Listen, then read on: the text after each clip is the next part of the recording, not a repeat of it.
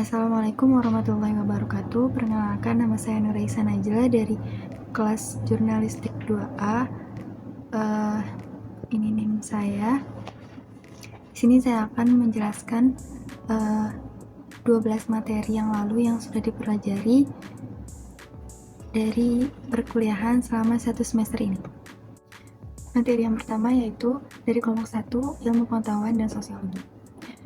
Ilmu pengetahuan sendiri adalah ilmu pengetahuan yang diperoleh melalui metode ilmiah yang tersusun sistematis dan dapat diperiksa serta dikaji secara kritis, dan tujuannya adalah untuk memahami juga mendalami berbagai aspek kehidupan.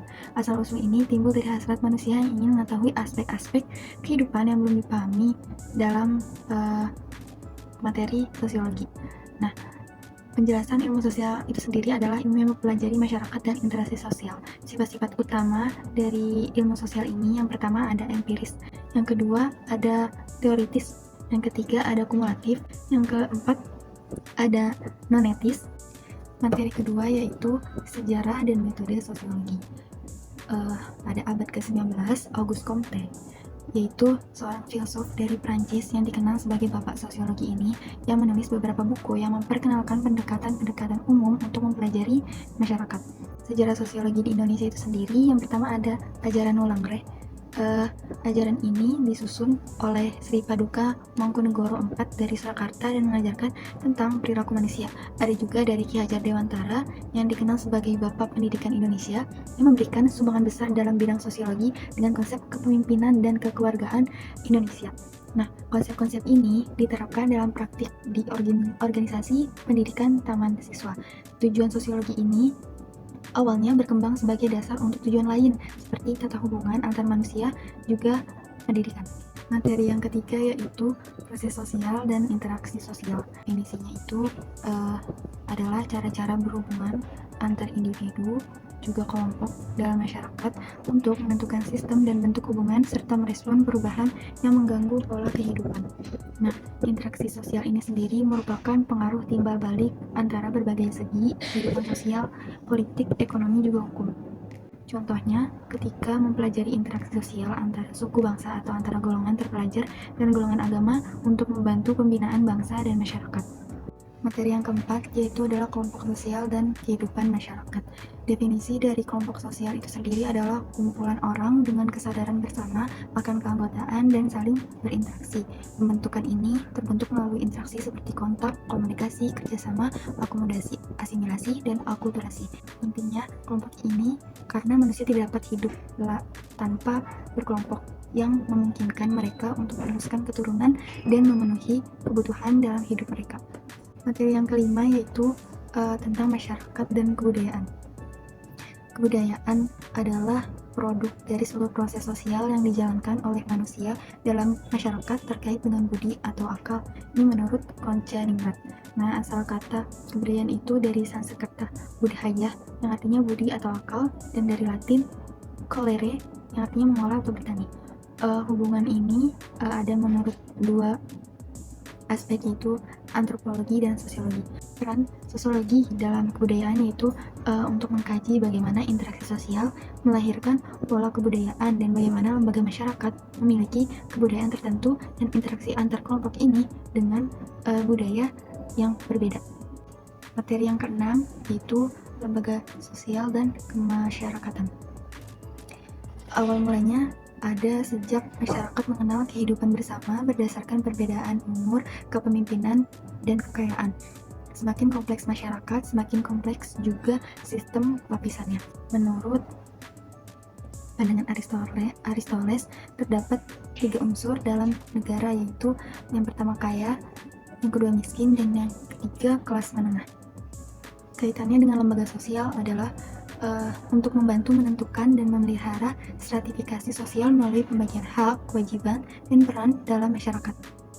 Materi yang ketujuh yaitu lapisan masyarakat atau stratifikasi sosial. Stratifikasi sosial adalah perbedaan posisi sosial individu dalam masyarakat yang tersusun secara hierarkis, yang menunjukkan peringkat posisi sosial dari yang tertinggi hingga terendah.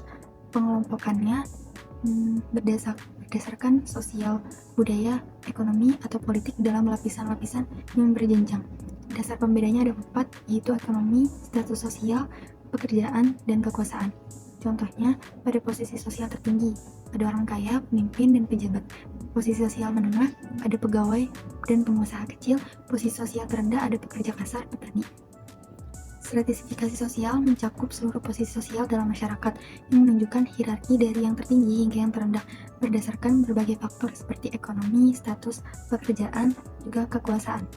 Materi yang ke-8 adalah kekuasaan dan kepemimpinan, yang dimana adalah suatu proses kompleks di mana seorang pemimpin mempengaruhi bawahan untuk mencapai visi, misi, dan tujuan organisasi. Sifat pemimpin antara lain ada kepercayaan, nilai etika, karakter, pengetahuan, juga keterampilan. Hubungannya yaitu untuk memengaruhi orang lain untuk bekerja secara sadar dalam hubungan tugas untuk mencapai tujuan yang diinginkan. Definisi kekuasaan sendiri adalah kemampuan mempengaruhi pihak lain sesuai kehendak pemegang kekuasaan. Kekuasaan ini mencakup pemerintah memberi keputusan yang mempengaruhi tindakan pihak lain. Sumber kekuasaan ada hak milik, kedudukan, birokrasi, kemampuan khusus, dan peraturan hukum. Contohnya, ketika Perdana Menteri sering memiliki kekuasaan lebih besar daripada raja dalam suatu kerajaan. Yang ke-9 adalah teori perubahan sosial.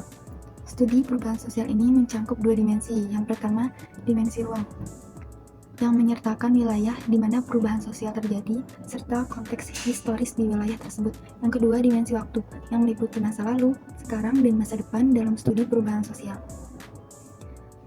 Pentingnya konteks masa lalu dalam perubahan sosial adalah untuk membandingkan kondisi masa lalu dengan sekarang untuk memahami perubahan sosial.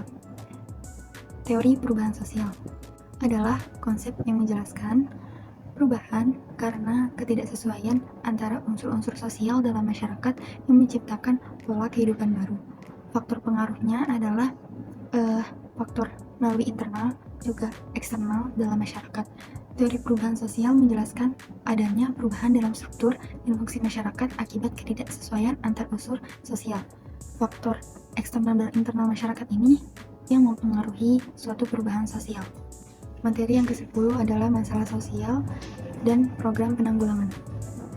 Masalah sosial menurut Surjono Sukanto adalah ketidaksesuaian antara unsur-unsur kebudayaan atau masyarakat yang dapat membahayakan kehidupan kelompok sosial. Ini merupakan kondisi yang tidak diharapkan dalam masyarakat dan seringkali mengganggu kedamaian serta nilai-nilai sosial. Masalah sosial dianggap sebagai gejala abnormal atau patologis yang memerlukan penanganan dalam upaya menyelesaikan atau mengurangi dampak negatifnya. Dalam sosiologi sendiri, memahami masalah sosial itu penting agar membantu untuk mengidentifikasi faktor-faktor yang mendasarinya serta upaya-upaya untuk menanggulangi atau memecahkan masalah demi kesejahteraan masyarakat secara keseluruhan. Yang ke-11 adalah materi strategi perubahan sosial. Konsep perubahan sosial ini berhubungan dengan proses, perbedaan, dan dimensi waktu. Dengan demikian, perubahan sosial menunjukkan pada suatu proses dalam sistem sosial di mana terdapat perbedaan-perbedaan yang dapat diukur dan diamati dalam kurun waktu tertentu. Perubahan yang terjadi ke arah kemajuan identik dengan konsep pembangunan yang umumnya merupakan dampak yang dikehendaki. Sebaliknya, pada kemunduran merupakan hasil yang tidak dikehendaki dalam masyarakat. Misalnya, perubahan dalam nilai dan norma sosial, proses-proses sosial, pola perilaku sosial, juga gaya hidup, serta stratifikasi sosial dan kelembagaan dalam masyarakat. Sasaran perubahan sosial ini dapat ditunjukkan kepada individu, kelompok masyarakat tertentu, atau masyarakat secara keseluruhan yang akan dikenal sebagai perubahan sosial. Materi yang terakhir, yang ke-12 adalah gerakan sosial dalam perubahan sosial. Gerakan sosial ini dimaknai sebagai sebuah gerakan yang lahir dari sekelompok individu untuk memperjuangkan kepentingan aspirasi atau menuntut adanya perubahan yang ditunjukkan oleh sekelompok tertentu, misalnya pada pemerintah dan penguasa. Namun gerakan sosial ini dapat berpihak sebagai kelompok yang pro maupun kontra dengan suatu penguasa. Gerakan sosial ini merupakan bentuk dari kolektivitas orang-orang di dalamnya untuk membawa atau menentang suatu perubahan. Dan gerakan sosial ini biasanya melibatkan cara-cara yang tidak terlembagakan seperti pawai, demonstrasi, juga protes untuk mendukung atau menentang suatu perubahan sosial. Dan gerakan-gerakan sosial ini biasanya melibatkan orang yang jumlahnya cukup banyak dan biasanya berlanjut untuk rentang waktu yang cukup panjang. Materi tambahan dari pendalaman satu materi yaitu di kelompok 9 yang judulnya adalah konsep dan teori perubahan sosial.